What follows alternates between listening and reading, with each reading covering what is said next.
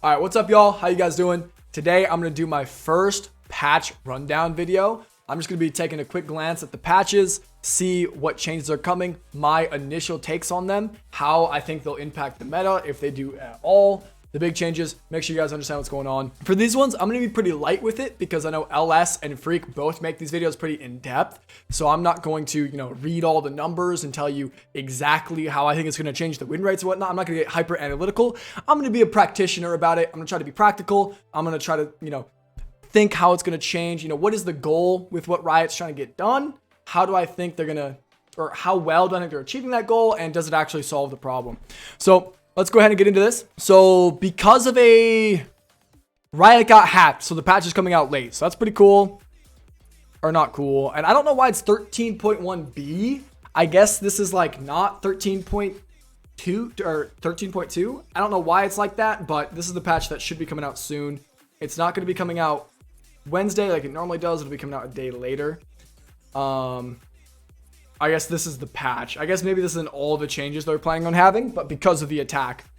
But it still looks like a lot of changes. So let's go ahead and hop in. So Gangplank's AD growth is going down. So he's going to scale a little bit less hard. And his E bonus damage on crit is going to go down. This is actually huge. He's not going to abuse the Navori changes so hard. So I like this a lot. GP is probably going to be strong with being able to build Navori second. But this will make sure he can't just, be a hyperscaler. He should still be punishable, it looks like. Heimerdinger is getting nerfed. So Heimerdinger's seen a lot of play and support in pro play and high elo solo queue. So they're just nerfing the turret health so that you can kind of take down his bush control and everything.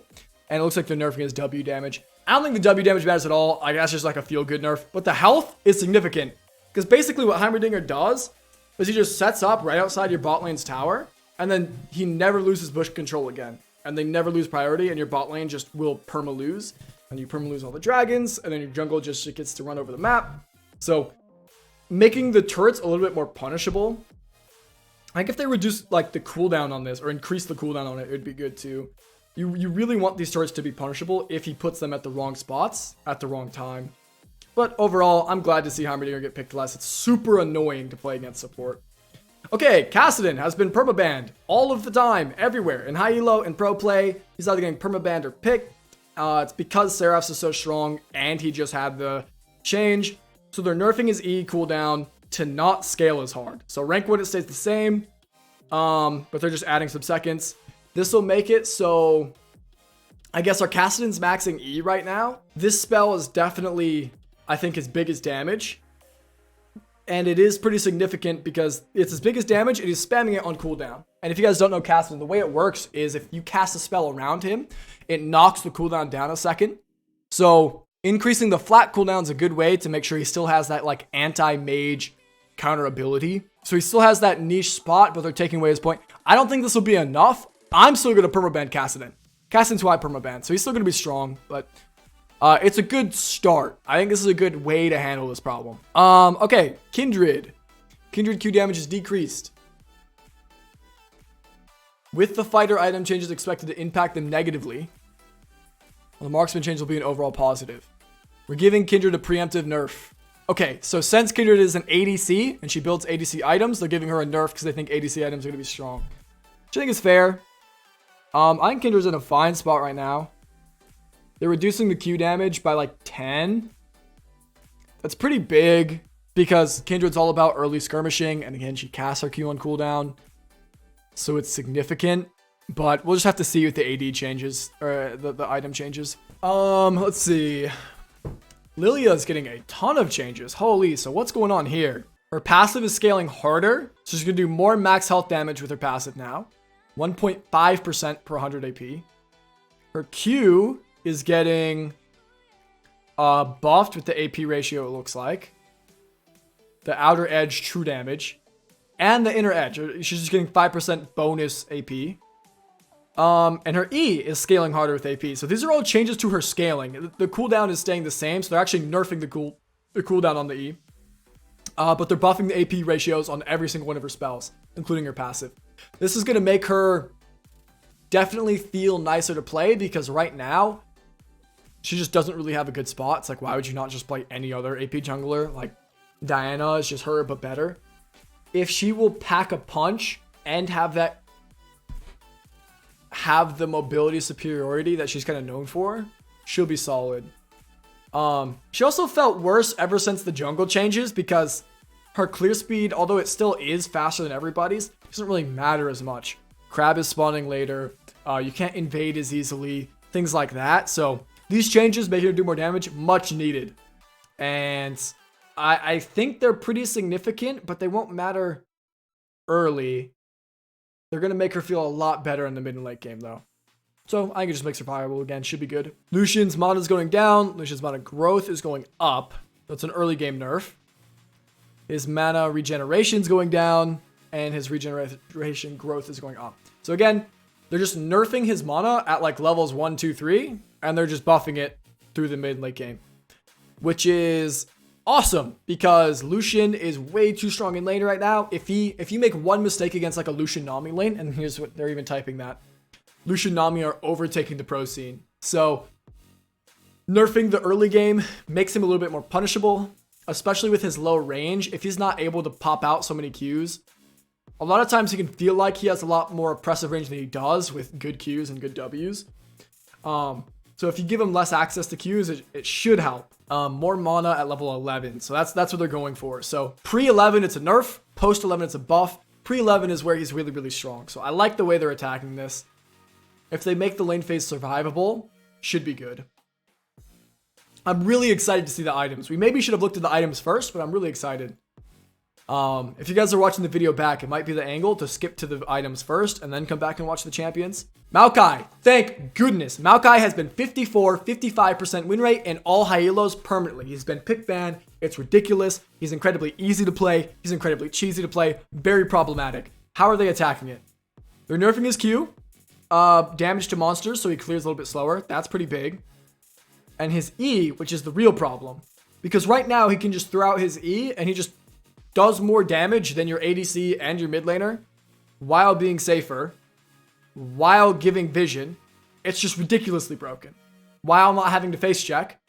If you hit an R, you don't even have to gank lanes. You just hit R and kind of walk around. And then E, people die. Bonus health is going down. AP scaling is going down. So it scales less. It scales less, the magic damage. The empowered sapling magic damage is getting the same nerf. Oh, it's actually scaling. Yeah, it's getting the same nerf. Down on AP, down on bonus health. That's awesome. And he builds a lot of AP and health. So it's nice to nerf both of those because he's building things like Demonic Embrace. He's actually rushing Demonic Embrace right now, which is just health and AP. Yeah, these saplings will feel less punishing, which will be awesome. Because he's ridiculously strong right now. In no world should AP Maokai be able to just out damage your ADC and your poke mages. So hopefully this accomplishes that. I think he's still going to be strong. These nerfs aren't that big, and his ult's really, really good in the jungle. And his ult is so good for ganks. This is still going to do a good amount of damage, so we'll see. Hopefully his clear is slowed down enough from the Q, so he's a little bit more punishable on his early clears, maybe. But holy... this guy is absolutely insane right now. I think he'll still be strong. Hopefully not 55% win rate, though. Nami's being nerfed. Her W base damage is going down, and her AP scaling is going up. This is a really big nerf. Because one of the biggest benefits of having an enchanter in your lane is their base damages are so high. That's how you can keep priority all the time. That's how you set up your solo kills. And they don't build any AP. So this 5% AP scaling... you may never make up, well, it's only 10 damage, so you'll make up for it like late game. How much AP do supports get? They only end up getting like 200. Like they're not, you'll pretty much always just be doing less damage. So this is significant for her lane. And her E bonus damage is going down. It's just a flat nerf. So her damage in lane is going down quite a bit. This is a really good change. Hopefully it makes the Lucian Namis a lot more bearable. With Nami and Lucian getting nerfed at the same time, the nerfs weren't major to either one of them, but we'll have to see how the changes, the item changes impact those guys. I think it's going to be a much less oppressive lane. Okay, the Orianna changes. I know a lot of people are super excited to see the Orianna changes. Orianna's been useless for like the past 3 years. I love Ori. I've always wanted to play her. but she's just been bad. They're changing how the passive scales, so it's a little bit more, it looks like it just scales linearly now, rather than changing at breakpoints, which is nice. Damage unchanged. Nice quality of life change. Slight buff. Q. Pass-through damage reduction. It's reduced by 10% by enemy hit. Now the ball does 70% damage after everything. So it works a little bit more like ZQ now than it did before. Her W mana costs are getting shortened. Rank 1 is still the same. So the issue with Orianna in lane is W costs a lot of mana. You don't get to cast it all the time. But in late game team fights, it shouldn't be an issue anymore. So still got to be careful about it in lane. But in late game team fights, yeah, this is a significant amount of mana. We should be chilling.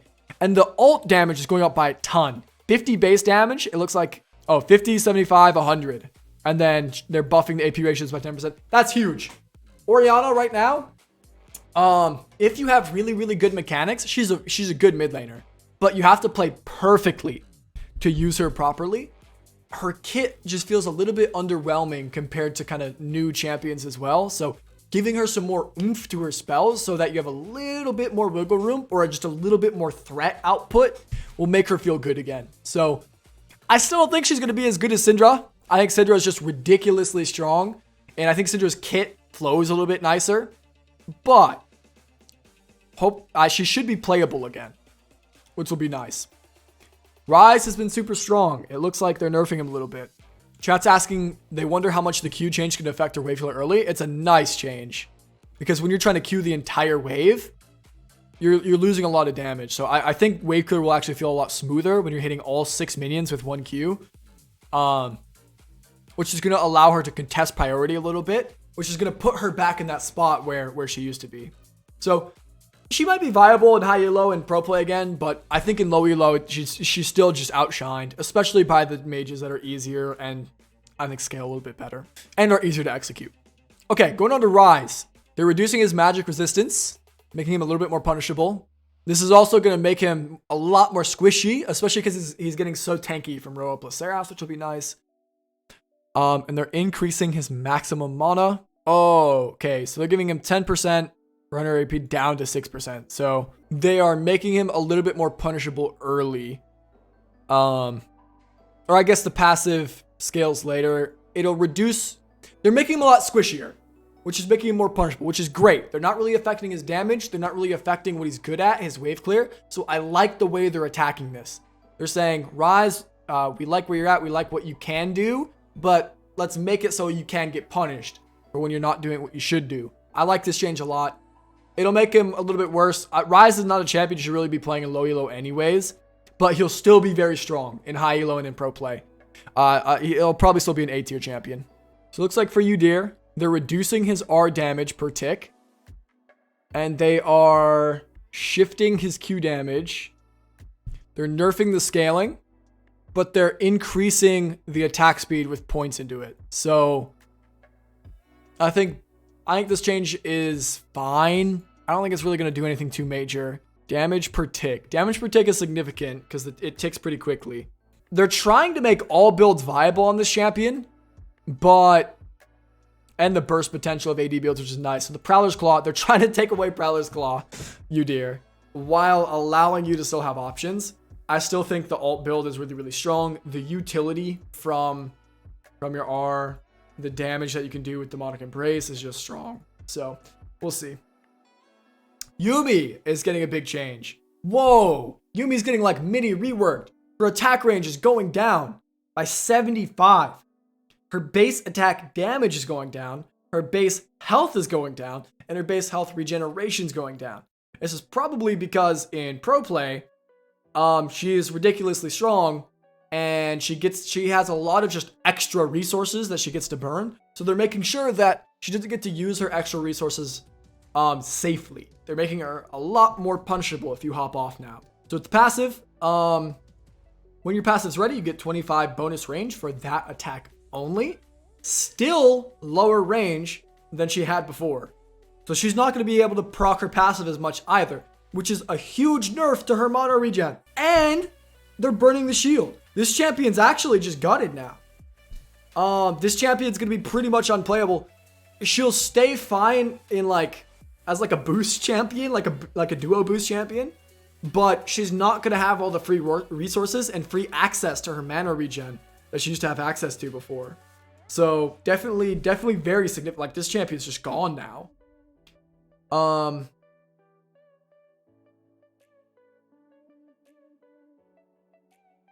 Oh, the AP ratio was removed on the E. So, okay, so they're also nerfing her AP build for the movement speed bonus. And her adaptive force bonus is also getting nerfed.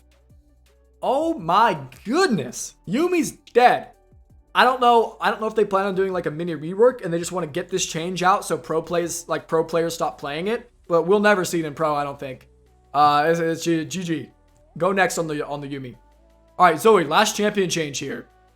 Base stats, putting the trouble in the bubble. Enemies inflicted with their magic resist reduced. Oh, wait, that's really cool. So when you sleep somebody, their magic resist drops. This means that you're going to be able to shred through these bruiser guys quite a bit. And that's going to make her, yeah, in low levels, hopefully the Zoe players in my academy stop taking Dark Harvest now, because the Dark Harvest is just troll. Take Electrocute. This is going to make it so you can just one-shot kids as long as you're fishing for bubbles properly, which you should be. So, good stuff.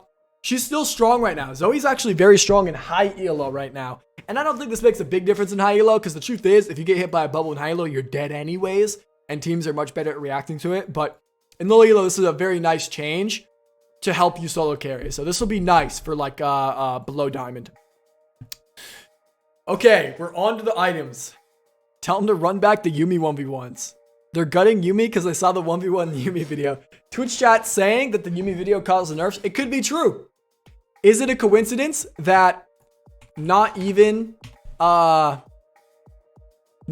week after I dropped my 1v1 Yuumi video where I beat everybody first try, except up until Platinum 2, could this be why they nerfed Yuumi? I'm out here playing against gold level auctions. Look at this. You can't make this up. Look at how strong this champion is. This is why she got nerfed. You can't make it up here, chat. First try. Okay, let's get into the item changes. These are the really cool changes that I want to look at. So, Eclipse, they're removing the Omnivamp.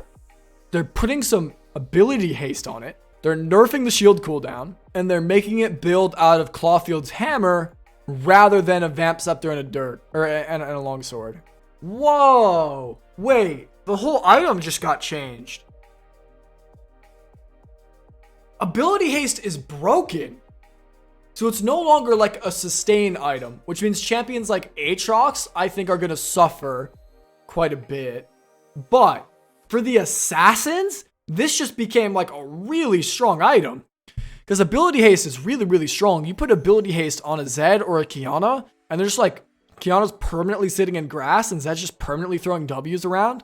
His ult's in a 20-second cooldown. Interesting. And it still has the shield. Until I release the Draven one. And Sinji. Oh, this must be the Syzygy? How do you even say that? Syzygy? Must be the Ornn upgrade version of the item. Gore Drinker, mythic passive removed. 7 ability haste. It's turning into 50 health plus a 3 ability. This is nice. Again, ability haste getting nerfed is good. Because ability haste is very, very strong. But the 50 health is worth less than the ability haste. Especially on a champion like Aatrox again. Where that ability haste was actually effective health. Because you would heal more from the Qs. So this is actually a pretty big nerf to Gore Drinker, I think. And I think this is a pretty big buff to Eclipse. So we might actually start seeing some more Eclipse and less Gore Drinker on some of these top laners. Ravenous Hydra, Picky Eater, 10% Omnivamp is turning into 10% Lifesteal. So only on physical damage, not on all damage now. Which means it's going to be a lot worse on a champion like Corki. The ability haste is getting buffed. Oh, that also means it doesn't work on like Zed's Q anymore.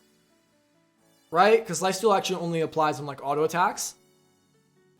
So it's gonna, this is really, really nice. Cleave damage will now trigger lifesteal. Oh, so his Q will still heal quite a bit. If the cleave damage is gonna trigger the lifesteal. This is nice. It means that you can't just build this item like a Bloodthirster. Before, it used to be like Bloodthirster and a wave clear item. Now it's more of just a wave clear item, and the lifesteal isn't as obscene, which is nice. But the ability haste is going up, so it's going to be a really good wave clear item. It's going to be a very good snowball item still. They're not really changing the identity of the item. Mob Memortius, they're on the lifeline, turning the Omnivamp into lifesteal. Again, interesting way to go. This means you're not going to heal as much because it's not going to come from your abilities. But for all the ADCs building Maw, it's going to be fine. For all the ADCs, the AD bruisers are definitely going to suffer a little bit. The champions like Aatrox are going to get a little bit less healing. I think having more lifesteal in the game and less Omnivamp is a good thing. The people who don't need lifesteal but want Omnivamp can't proc lifesteal. So it's a nice way to change healing. I like this direction. And it makes healing a little bit easier to understand. They're buffing the AD and nerfing the ability haste. Nerfing the ability haste is big. It means it no longer builds out a Clawfield's hammer. It now builds out a pickaxe and a longsword. So this is just a nerf to the item. Ability haste going down is very big because ability haste is strong. And then the lifesteal is going to heal less. But it's still, like, again, the identity of the item, still good for anti-AP. Let's take a look at Death's Dance here. Attack damage is going up. Armor is going up. Ability haste is getting removed. It's interesting, they're removing ability haste from all these items, which means it's going to feel worse on the AD bruiser casters. Does mean it's going to be nicer on Tryndamere. I think these changes as a Tryndamere main are going to be very, very, very good for Tryndamere. I mean, ability haste, like, he still wants it for his E, but with him being able to build Navori, he won't need it. They're nerfing the healing by a ton, and they're changing the recipe. Again, not building out a Clawfield's hammer.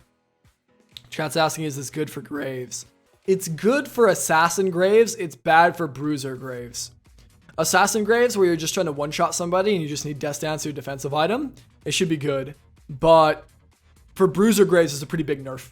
The ability haste and not being able to stack so much is going to nerf a lot of these long sustained builds that a lot of these champions like Graves are going for. Black Cleaver. Attack damage is going up by 5. Health is going up by 50. So it's just a Black Cleaver buff. I like that. I think Black Cleaver is actually a strong item. I think it's kind of overlooked right now. I think the item's actually very good. I think if people, if this makes people start building it, I think it will actually perform just fine. And maybe I haven't seen it enough, and maybe I'm wrong about that, but I like this. I want to see more Black Cleaver. I think it's a good item. So those are the fighter changes. So far, it looks like it's going to be... It's a pretty big nerf to sustain builds and these champions who are trying to, like, survive forever. It's a buff to, like, kind of the assassins, actually, I think. I think assassins are going to benefit off these changes. All right, anti-heal items. Oblivion Orb is getting buffed on the anti-heal and its AP is going down. So they're saying, okay, you're going to anti-heal more, but the AP is worth less. So it doesn't actually have the AP of 2 amp tomes. So... now, really don't buy it unless they have an insane amount of healing. 40% healing reduction is nice, though. It means you won't have to upgrade it as often, which is nice. So you can just sit on the 800 gold anti-heal. I like this a lot. They're making the item more niche, which is awesome. I think it's a really good change. They're saying, hey, this item's identity we should make more clear. It's going to reduce more healing, but do less damage otherwise. So with that, build it less generally. But when you should build it, it's going to be better, which is awesome. That's how this item should be. Kensec Putrefier, they're nerfing the build cost by 200 gold, changing the recipe a little bit, reducing the AP by a bunch, reducing the ability haste by a bunch, increasing the healing and shield strength because it's building out a forbidden idol. Okay, so now it causes anti-heal on any damage application. So you can't heal or shield somebody and then apply it, but any damage you do, it'll apply it. Again, they're nerfing it as a general item. They're actually nerfing this item pretty hard. This used to be the best anti-heal in the game by far, but it's nerfed pretty hard now. So again, they're making the item more niche. When you really, really need anti-heal in the bot lane, you as the enchanter will still buy this. It's nice and cheap, but you'll buy it less generally. Good change. Morello is just going to always apply 40% anti-heal, and they're giving it 10 magic pen, but reducing the health. Ah, the magic pen is awesome. 10 flat magic pen is significant. Whoa, that's really, really weird. It's like half of Sork Shoes. So if they have lots of healing and lots of squishy guys, it can be a decent upgrade to just one-shot the enemy Soraka and then deal with the remaining whatever. Actually, Morella's going to be awful still. Just sit on Orb and buy Shadow Flame, and it's just better every time to just go anti-heal Orb into Shadow Flame. Shadow Flame gives you 20 pen at 1000 HP or lower. Gives you less than Short Shoes pen. Yeah, never buy this item. Especially with Orb giving you 40%, you would just never buy Morello now on pretty much any champion. They're increasing the 800 gold items to reduce healing by 40%, which I think is significant, but they're reducing the AD a little bit, so same change. Mortal Reminder is getting changed. It's going to build out of Executioners, or no. It's going to build out of Executioners, Last Whisper, and Cloak of Agility. So they're taking the Zeal stats off it, adding Armor Pen, taking away the movement speed. Okay, so it's an Armor Pen item that also reduces healing. And now it's also unique with LDR. They're buffing LDR's damage. Interesting. So champions who used to go Zeal items, mostly Yasuo, Garen, and Yone used to build this item, and that's pretty much it. They will no longer build this item. And you guys will just sit on an Executioner's Calling and probably, again, never upgrade it if you need this anti-heal item, which you usually don't. LDR's AD is going up by 5. Nice little change. It's nice for shutting down tanks. Make sure you don't need Bork or anything. Bramble Vest, same change. Yeah. Okay, great. So they just made the anti-heal items more niche. Buy them less generally, but when they're really good and you're playing into people who heal a ton, they're extra good and they'll do their job better. Again, don't upgrade the items. Upgrading the items looks like just an absolute piss waste of money. Again, the best one still being Chemtech Putrefier. But otherwise, yeah, we're just not going to upgrade the items. We're going to sit on the 40% healing reduction on the 800 gold. And that's good enough until your very, very endgame build. ADC items and class adjustments. Let's check it out. IE and Navori, you can now build at 40% crit, or they now work at 40% crit and not 60%. That means 2 full items. That means you can go your Mythic into IE or your Mythic into Navori. You can buy it second. That also means ADCs that all play for their IE spike, champions like Jinx and Sivir, are going to come online an entire item earlier. And then they're going to have more room to diversify their build because they can go Zeal, or they can mix in a stopwatch, or they can mix in an anti-heal if they need, much quicker and without as much punishment and without delaying their 2-item power spike. Whoa. This is going to change the bot lane meta. Along with the Lucian Nami nerfs, like, I have a feeling the issue with IE spiking ADCs is they used to spike too late. So you would lose a lot. Like, you would just lose the pace of the game. And with all the enemy prio, like, you would lose early dragons and enemy jungle would snowball. I think we're going to see a lot more hyper carry ADCs coming back. Champions like Jinx, champions like Sivir, I think are going to be really, really strong here. And maybe champions that use Navori well, like Ezreal.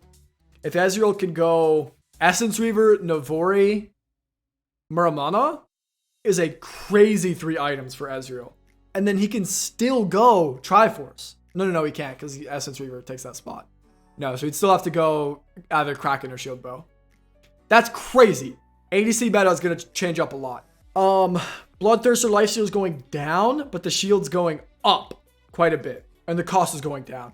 This is nice because it's less of just a survive for the whole fight and more of just like an anti-poke item, which is feeling great. And then they're adjusting a bunch of ADCs. So let's take a look here. Ashe mana growth is going up.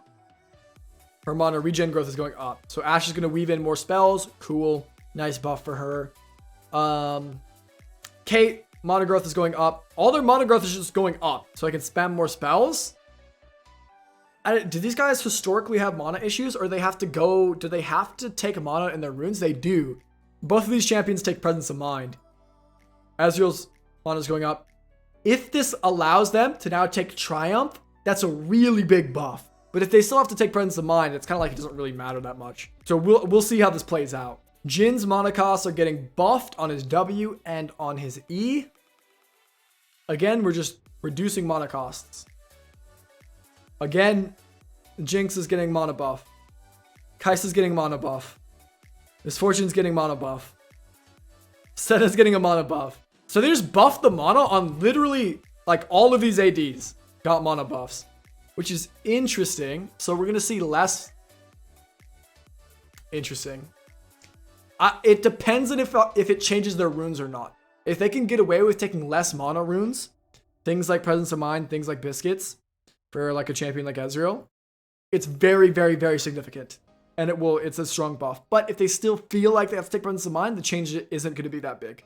So we'll have to see how it plays out. Blade of the Rune King. The cooldown's getting buffed on the attack speed thing.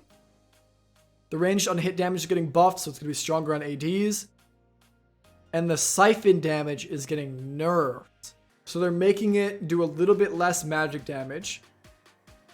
And they're increasing the cooldown of it. I think this change is pretty minor. The ranged on hit damage is pretty significant. It'll feel a lot nicer first from a lot of ADCs. This is like a direct buff to a champion like Twitch, who's going to want to rush this. He's going to feel even stronger now, right when he gets this. Demonic Embrace. Burn damage is getting nerfed. Oh, thank goodness. Yeah, it's too good on melee champions and non-viable on range champions. This is a very good statement by Riot, because it's about true. Champions like Maokai are just abusing the piss out of it. Nerfing this damage along with the Maokai nerf is going to make him finally feel playable again, or like playable against again. So you won't have to just worry about walking into one Teemo Mushroom, one Sapling, and just dying. And 1% for range champions. Yeah, so nice change. I like it. They're buffing it for range champions. Champions like, I guess Teemo's ranged. They'll like it a little bit more. They want it to be built on AP champions, but the issue is on mages, things like Deathcap and Void Staff and Shadow Flame are just pretty much always strictly better. So unless you're playing a mage like Brand, where it's just going to tick for years, you pretty much just never buy this on a mage. Like Brand or Zyra. Yeah, maybe Swain. Swain is nice, yeah, Swain too, but on most mages, we're still not buying this item. But it is a pretty big nerf for the melee champions, which is nice. Essence Reavers, letting down champions that would want to build it most. So they're making it stronger with 10 AD, and they're increasing the price by 100. Huge. Ezreal, I think, is going to be really strong this patch. I can't wait to play some Ezreal. These are the main changes. There's just some random skins. I don't really care about the skins. Here you guys go if you want to see them. We got some Lunar, Empress, and Guardian, and Prestige, Porcelain. I don't know. I don't really care. Oh, Chemtech Dragon's also changing. They're buffing it because it sucks right now. It needs a buff. It's the worst dragon by far. I'm really excited to see how these item changes play out.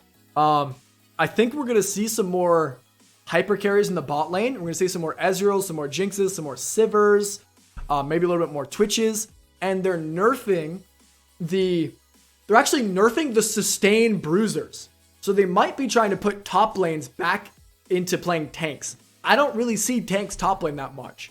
I think Mundo is strong, so I see Mundo top lane, but otherwise I'm not seeing a lot of Malphites or Orns or Cho'Gaths. I'm just not seeing them. So maybe this will help me see them in high elo. Maybe, we'll see some tanks. I actually like that meta a lot, where we have more hyper carry ADCs, and then we have less of the sustained bruisery top laners. Champions like Aatrox and Irelia, I think, are going to suffer this patch, which I'm very happy about, but we'll see how it plays out. This is my first recap, so let me know how you guys liked it, and I'll keep doing them more if you guys like them. Let me know what you guys think about these changes, and let's see how it plays out. I'll see you guys in the next video. Peace.